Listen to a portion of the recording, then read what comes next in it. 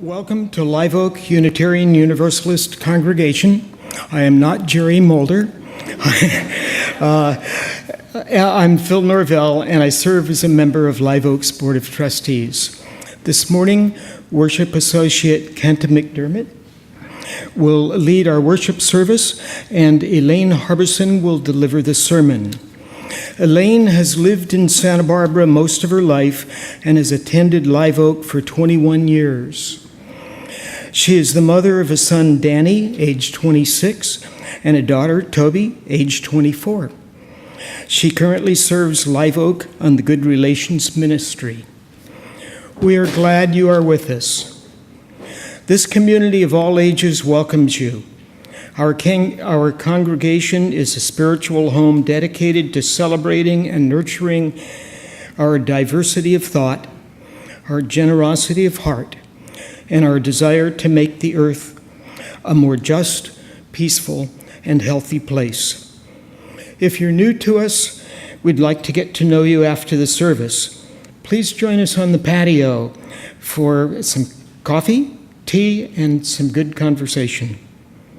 Everyone is encouraged to read the Acorn Bulletin, which highlights the many ways we create fellowship and put our values into action. Good morning. I too have a lump in my throat from the beautiful music of Leslie Cook and John Sonquist, but I'll do my best. It was in 1986 when I first became a mother for the first time, and a moment I, of course, will never forget. Despite all the preparations, reading, ultrasounds, advice from others, nothing prepared me for the astounding thing that happened. It truly did appear a miracle that a brand new, real-life human being had emerged from my body. Carrying my son Danny out of the hospital the next day, I saw the world through changed eyes. Instinctively, I worshiped this little person. I wanted to give him everything there was to give, to nurture him, care for him, love him, and protect him. I wanted to be the perfect mother and make his life perfect. I saw to his every need, lost lots of sleep, worried, and wouldn't have traded any of it for any other life. Much of the emotional roller coaster during this period can be attributed to sleep deprivation and hormones. But I had another important shift in perspective during this time of early motherhood. It was not just that I and my family had changed. I could not view the world in the same way I had before. I tried to watch the evening news, as I always had, but every death and disaster made me cry. I couldn't bear to watch any suffering. As time passed, I realized that it was not just for my son that I wanted life to be good, but for all children, that there is no point in trying to create an ideal life for one's own family if others do not have their needs met as well. We are all in this together, and we need each other's well-being as much as we need our own. And so I knew our job as mothers was not just to build a cozy world around our own children, but to make the world better for all. It was in this state of mind, as I was looking for a way to celebrate Mother's Day one year, that I came across Julia Ward Howe's Mother's Day Proclamation of 1870. This is an abridged version of it. Arise then, women of this day, arise all women who have hearts, whether your baptism be of water or of tears. Say firmly, our sons shall not be taken from us to unlearn all that we have been able to teach them of charity, mercy, and patience. We, the women of one country, will be too tender toward those of another country to allow our sons to be trained to injure theirs. From the bosom of a devastated earth, a voice goes up with our own. Disarm, disarm. The sword of murder is not the balance of justice. Blood does not wipe out dishonor, nor violence indicate possession.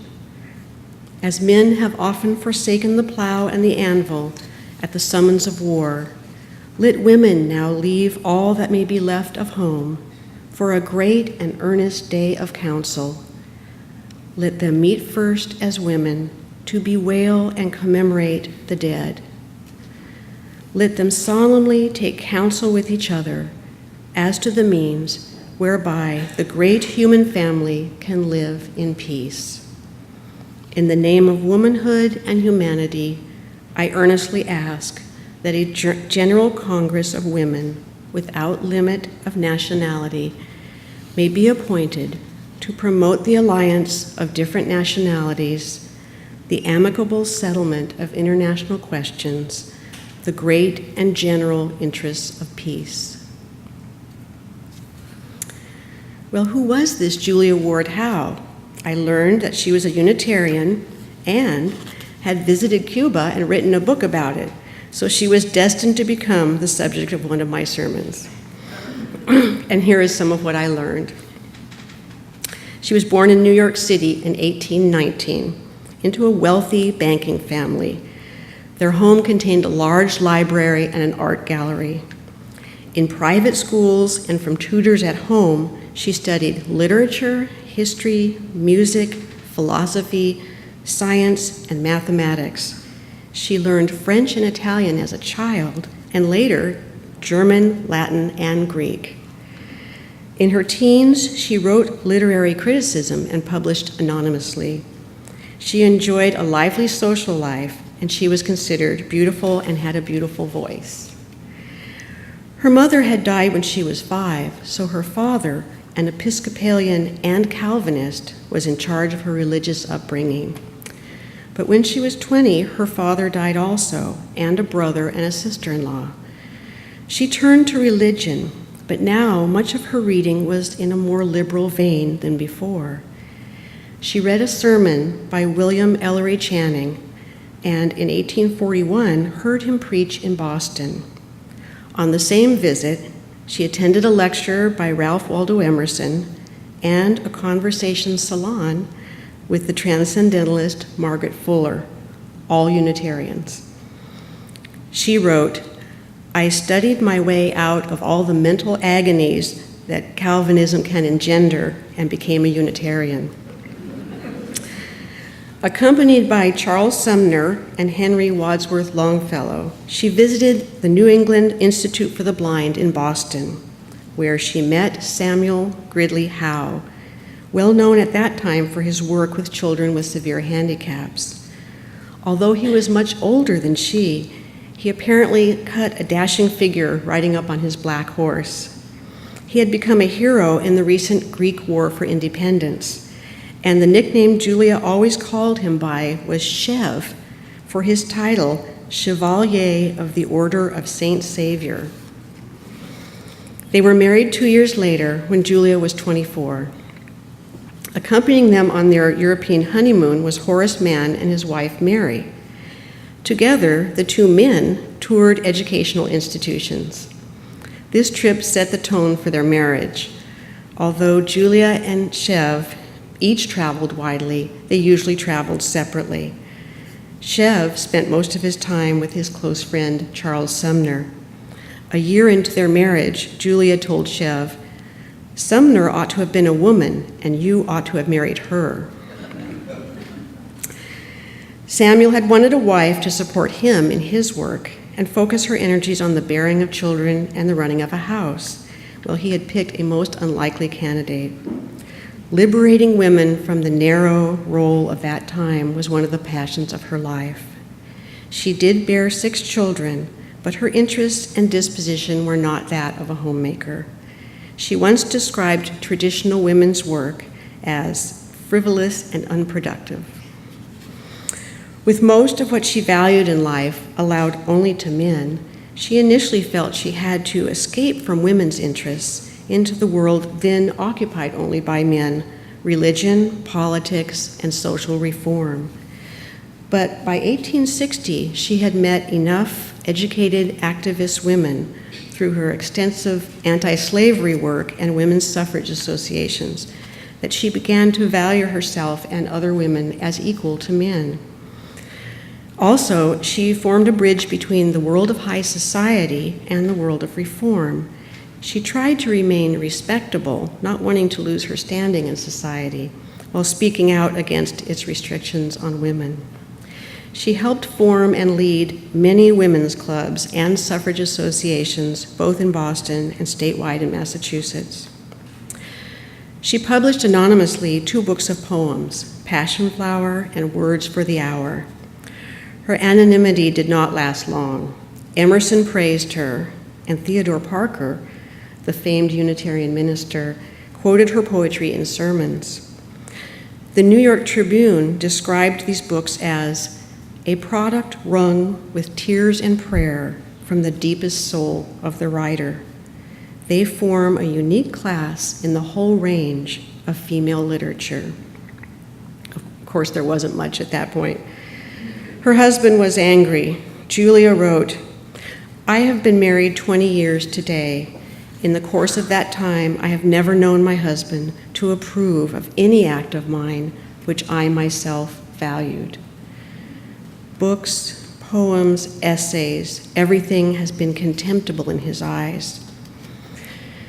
He was most annoyed when she had begun speaking in public, where a mixed audience of men and women was considered a promiscuous audience.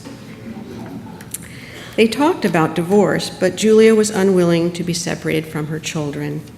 And so, in her words, "I gave up everything that was dear to me rather than be forced to leave my children. I have made the greatest sacrifice I can ever be called upon to make." Chev attempted to restrict her activities through control of her money, and Julia noted, "Money is power, and man never wishes a woman to have any which she does not derive from him." Julia had to fundraise for every penny she spent on her anti-slavery, women's suffrage, and peace crusades. All this time, she attended the Unitarian Church of Theodore Parker and was part of the educated elite of Boston, rubbing elbows with the great thinkers of that day, abolitionists like William Lloyd Garrison, suffragettes like Lucy Stone, Elizabeth Cady Stanton, and Susan B. Anthony, Unitarians Ralph Waldo Emerson, the poet William Bryant, Frederick Hedge, and William Henry Channing. She delivered her own first sermon in Harrisburg, Pennsylvania in the spring of 1870. Although she never actually was ordained as a minister, she preached whenever an occasion arose. Even when traveling abroad, she would rent a hall, advertise, and hold a series of Sunday services. She formed the first convention of women ministers in Boston. Among the members were Universalist Lorenza Haynes and Unitarians Eliza Tupper Wilkes and Mary Graves. Her strong opposition to the use of violence was based on witnessing the suffering of slaves, and then on her visits to prisons when she worked for prison reform, and eventually on her experiences during the Civil War. Her own account of writing the Battle Hymn of the Republic shortly after the beginning of the Civil War in 1861 gives a good picture of her during this time. Here is an abridged version of her words. And the minister that she mentions riding in the carriage with her is James Freeman Clark, a prominent Unitarian minister and professor at Harvard Divinity School. I distinctly remember that a feeling of discouragement came over me as I drew near the city of Washington. I thought of the women of my acquaintance whose sons or husbands were fighting our great battle, the women themselves serving in the hospitals, caring for the wounded. My youngest child was not more than 2 years old. I could not leave my nursery to follow the march of the armies. Something seemed to say to me, "You would be glad to serve, but there is nothing for you to do." We were invited one day to attend a review of troops.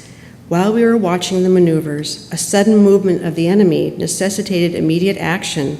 The review was discontinued, and we saw a detachment of soldiers gallop to the assistance of a small body of our men who were in imminent danger of being surrounded and cut off. We returned to the city very slowly, for the troops nearly filled the road.